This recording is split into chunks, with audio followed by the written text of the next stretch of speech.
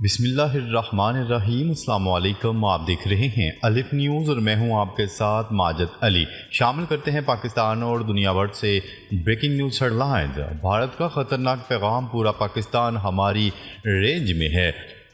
بھارتی lieutenant general سمر ایوان نے واضح الفاظ میں کہا ہے کہ پاکستان کا ایک ایک انچ ہماری رینج میں ہے۔ بھارت کسی بھی وقت KPK سمیت کسی بھی علاقے پر حملہ کر سکتا ہے۔ یہ پیغام صرف پاکستان کو نہیں بلکہ چین اور دیگر علاقائی قوتوں کو بھی دیا گیا ہے۔ بھارتی آرمی براہ راست فرنٹ سے اس آپریشن کی قیادت کر رہی ہے۔ یہ خطرناک بیانیہ جنوبی ایشیا میں کشیدگی کو نئی سطح پر لے جا رہا ہے۔ بھارت اور روس کے درمیان دفاعی کشیدگی شدت اختیار کر گئی۔ روسی میڈیا نے انڈونیشیا کی رافیل ڈیل منسوخی کی خبر بریک کی تھی۔ بھارت کو شک ہے کہ روس جان بوجھ کر بھارتی رافیل لڑاکا طیاروں کے امیج کو خراب کر رہا ہے۔ روس Su-57 طیارے بھارت کو بیچنا چاہتے ہیں، جس پر نئی بحث چھڑ گئی ہے۔ امریکہ کی مخالفت کے باوجود بھارت روس کی طرف جھکاؤ دکھا رہا ہے۔ یہ صورتحال خطے میں دفاعی اتحادیوں کو متاثر کر سکتی ہے۔ اسرائیل بھارت کو پاکستان پر حملے کے لیے اکسا رہا ہے۔ اسرائیل چاہتا ہے کہ بھارت پاکستان کے خلاف جنگ چھیڑ دے۔ اس سے دنیا کی توجہ غزہ اور فلسطین میں اسرائیلی مظالم سے ہٹ جائے گی۔ اسرائیل بھارت کو جدید ڈرونز اور جاسوسی کے نظام دے رہا ہے۔ امریکہ اس وقت اس جنگی پلان سے لا تعلق نظر آ رہا ہے۔ خطے میں جنگ کی یہ سازش اسرائیل کے مفاد کا حصہ بن چکی ہے۔ بھارت کا اگلا ہدف KPK اور شمالی پاکستان ہو سکتا ہے۔ لیفٹیننٹ جنرل سمر ایوان نے KPK کا نام لے کر حملے کی دھمکی دے دی۔ بھارت کا کہنا ہے کہ ہم کسی بھی کونے کو نشانہ بنا سکتے ہیں۔ ایمرجنسی ہتھیار خریدنے کا عمل تیز کر دیا گیا ہے۔ سیز فائر کے باوجود مسلسل دھمکیاں خطے کے امن کے لیے خطرہ بن چکی ہیں۔ پاکستانی افواج ہائی الرٹ پر ہیں اور صورتحال پر گہری نظر رکھے ہوئے ہیں۔ اسرائیل اور بھارت کا خفیہ اتحاد بے نقاب۔ بھارت کو عالمی سطح پر کھلی حمایت صرف اسرائیل سے حاصل ہے۔ مشرق وسطیٰ کے ممالک اور یورپ بھارت کی جنگی پالیسی سے دور ہیں۔ اسرائیل بھارت کو سپورٹ دے کر امریکہ کو بائی پاس کرنا چاہتا ہے۔ یہ اتحاد خطے کی طاقت کے توازن کو شدید متاثر کر سکتا ہے۔ اس کے نتیجے میں بڑی جنگ کا خدشہ بڑھتا جا رہا ہے۔ اسرائیل کی جنگی حکمت عملی، مسلم ممالک میں خلفشار پھیلانا۔ اسرائیل شام، ترکی، ایران اور پاکستان پر بیک وقت توجہ رکھے ہوئے ہے۔ اس کا مقصد مسلم دنیا کو اندرونی اور بیرونی جنگوں میں الجھا دینا ہے۔ یہی وجہ ہے کہ بھارت کو پاکستان پر حملے کے لیے اکسایا جا رہا ہے۔ خطے میں ممکنہ خانہ جنگی اسرائیلی عزائم کو تقویت دے سکتی ہے۔ صورتحال انتہائی نازک اور خطرناک موڑ پر پہنچ چکی ہے۔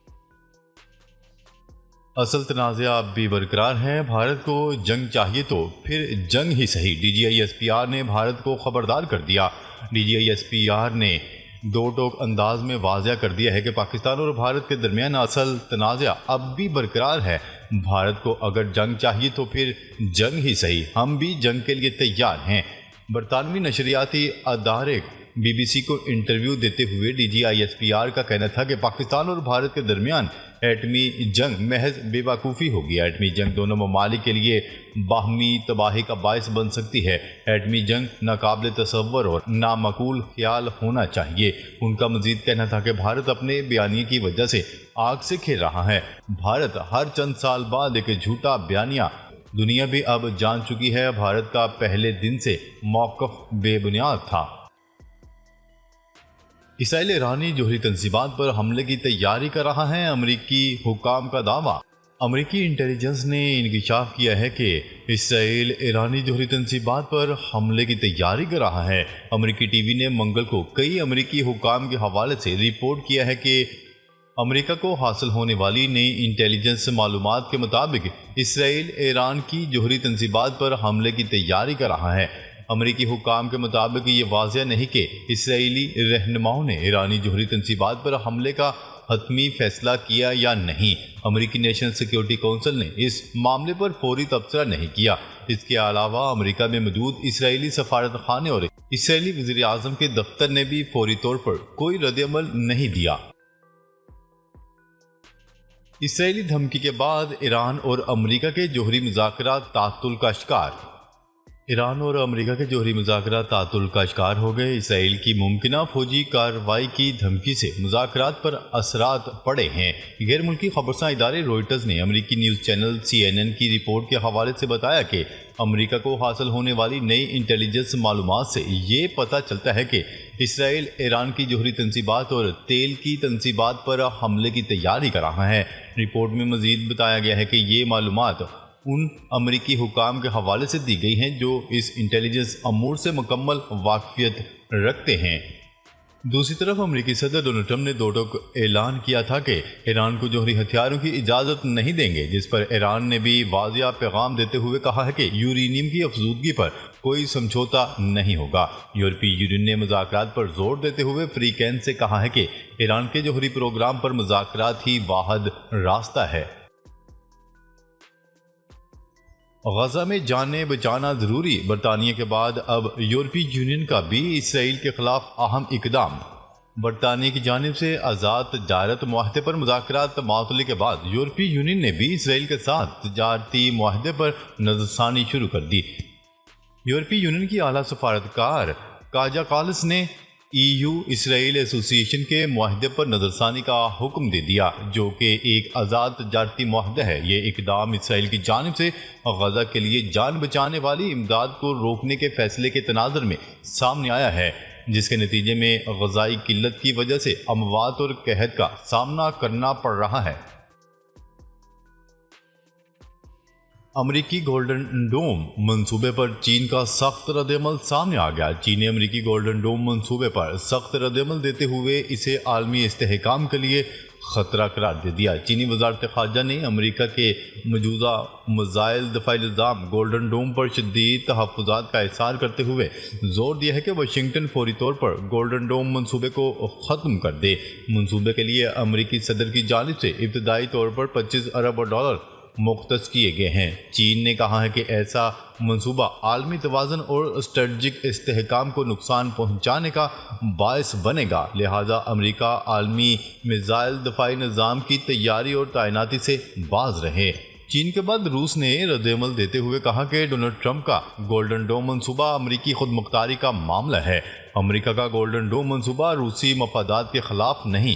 روس اور امریکہ کو جوہری استحکام پر بات چیت شروع کرنی چاہیے۔ غزہ میں امداد پہنچانے کے لیے عرب امارات اور اسرائیل میں معاہدہ طے پا گیا۔ اماراتی سرکاری میڈیا۔ غزہ میں امداد پہنچانے کے لیے عرب امارات اور اسرائیل میں معاہدہ طے پا گیا۔ اماراتی وزیر خارجہ شیخ عبداللہ بن زید نے اسرائیلی ہم منصب سے فون پر گفتگو کی۔ اماراتی سرکاری میڈیا کے مطابق متحدہ عرب امارات کے وزیر خارجہ اور اسرائیلی وزیر خارجہ کے درمیان ٹیلی فونک گفتگو میں فوری انسانی امداد کی فراہمی کی اجازت کا معاہدہ طے پایا۔ ابتدائی امداد غزہ میں تقریباً 15,000 افراد کی غذائی ضروریات پوری کرے گی۔ چین کی پاک فضائیہ کو مکمل تکنیکی معاونت جاری رکھنے کی یقین دہانی۔ ISPR کے مطابق air chief marshal Zaheer Ahmed Babar سے چینی سفیر نے ملاقات کی۔ ملاقات کے دوران دفاعی تعاون اور خطے کے جیو اسٹریٹجک صورتحال پر تفصیلی گفتگو کی گئی۔ ابھرتے ہوئے چیلنجز سے نمٹنے کے لیے مربوط اور مشترکہ حکمت عملی پر زور دیا گیا۔ علاقائی سلامتی کے پیش نظر عملی تیاری اور فوری ہم آہنگی ناگزیر قرار دی گئی۔ ایران سے جوہری معاہدہ طے پانا آسان نہیں ہوگا، امریکی وزیر خارجہ مارکو روبیو نے میڈیا سے گفتگو کرتے ہوئے کہا ہے کہ موجودہ حالات میں ایران کے ساتھ کسی بھی نوعیت کے جوہری مذاکرات ممکن نظر نہیں آتے۔ انہوں نے کہا ہے کہ امریکہ کو خوشی ہے کہ غزہ میں خوراک کی ترسیل بحال ہوئی ہے، یہ انسانی ہمدردی کے تحت ایک مثبت پیش رفت ہے۔ ان کا مزید کہنا تھا کہ امریکہ نے فلسطین کو غزہ سے لیبیا ڈیپورٹ کرنے پر کسی بھی سطح پر کوئی بات چیت نہیں کی۔ چین ہمیں پسند کرتا ہے، ہم بھی انہیں پسند کرتے ہیں، ڈونلڈ ٹرمپ۔ امریکی صدر ڈونلڈ ٹرمپ نے میڈیا سے گفتگو کرتے ہوئے کہا ہے کہ سعودی عرب اور قطر جیسے اہم شراکت داروں کو سابق امریکی حکومت نے تنہا چھوڑ دیا تھا، جس کا نقصان امریکہ کو عالمی سطح پر ہوا۔ انہوں نے کہا کہ مشرق وسطی کے اپنے حالیہ دورے سے وہ 5 खरब 1 अरब डॉलर के मुआहदे और सरमाया कारी लेकर वापस आए हैं, जो अमरीकी तारीख की एक बड़ी सफारती कामयाबी है। गजा में इसराइली बमबारी से मजीद 98 फ़लस्तीनी शहीद, गजाई किल्लत से 14,000 बच्चों की अमवात का खदशा। गैर मुल्की मीडिया की रिपोर्ट के मुताबिक इसराइली तैयारों ने गजा में एक स्कूल को निशाना बनाया जो नकल मकानी करने वाले अफराद का आर्जी ठिकाना था। इस हमले में 8 फ़लस्तीनी बच्चे भी शहीद हुए। इसके अलावा गजा के मरकजी इलाके देर अल-बाला में इसराइली फौज ने एक घर पर बमों की बारिश कर दी, जिसमें 12 अफराद लुकमा अजल बने।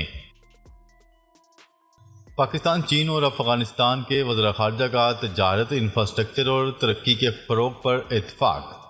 तर्जुमान दफ्तर ख़ारजा का कहना है कि मुलाकात में फ़रीक़ैन ने सफ़ारती रवाबत बढ़ाने और मौसर राब्तों पर जोर दिया। तीनों ममालिक के वज़ीर ख़ारजा ने तजारत, इंफ्रास्ट्रक्चर और तरक्की के फ़रोग़ पर इत्तेफ़ाक़ किया। रूस यूक्रेन बराह रास्त राब्ते का फ़ैसला नहीं हुआ, मॉस्को का ऐलान। रिपोर्ट के मुताबिक क्रेमलिन के तर्जुमान का कहना है कि रूस यूक्रेन मुआहदे की तैयारी की डेडलाइन नहीं दी जा सकती। मसला बज़ाहिर सादा लगता है, मगर इसमें पेचीदगियां पाई जाती हैं। उन्होंने कहा है कि रूस की दिलचस्पी तनाज़े की बुनियादी वजूहात ख़त्म करने में है। नाज़रीन, अब तक के लिए इतना ही। मज़ीद खबरें लेकर बहुत जल्द आपकी खिदमत में हाजिर होंगे। तब तक के लिए अपना ख्याल रखिएगा। अल्लाह निगहबान।